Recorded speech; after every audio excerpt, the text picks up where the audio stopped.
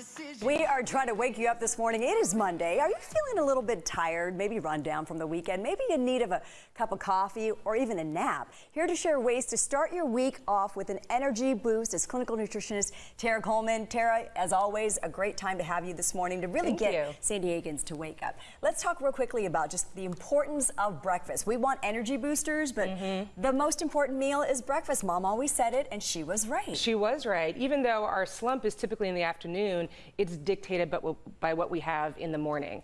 And so I want you to start your day with a really high protein breakfast, but here's the catch, it needs to happen before you have your coffee. Okay, so eat and then drink your cup of coffee. Exactly. And we're talking like eggs, some yogurt, and maybe a juice or a smoothie? A smoothie would be great. Just make sure to add some protein to it. So you can do that with protein powder, you can add some yogurt to it, you can have it with a hard-boiled egg, but again, protein is your long-term energy source. Okay, and we talk about B vitamins. How do we get B vitamins? We've got it in, we've got kale. Is this kale? It is kale. Kale, we've got tuna. This is another way to incorporate energy boost. B vitamins are your energy vitamins. Basically, they allow your body to convert the fuel from food into energy our body can use. And so we get it in our leafy greens, we get it in fish, brown rice.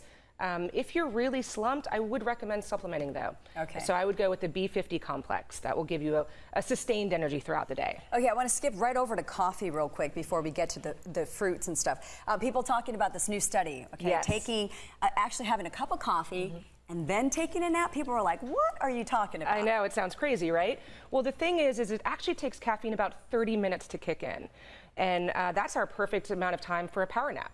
So if you have a little bit of coffee, and then take about a 20-30 minute nap, you're going to wake up and be more energized. And studies have shown that people have been able to perform better by combining coffee and naps. And you're not suggesting this every day, but they say maybe it could be helpful if you're jet lagged or if you've been traveling a lot, sort of re-jolt and reboost your system. Yep, this is a once in a while thing. Okay. I don't want you getting stuck in a cycle of napping and caffeinating every afternoon. And perhaps if you are sensitive to caffeine, as I am, I have to go decaf right after noon. It's really hard for me. Yes. Perhaps you should maybe consider that as a last resort. Last resort, exactly, because that's going to impact your sleep. You're going to be stuck in a cycle, and you're going to be tired every single day. Okay, let's go right back to the other meals that we can incorporate as far as an energy boost. A lot of people incorporating fruit, but the problem with the fruit is, Tara, people just eat this alone, and you're saying that's not a good thing.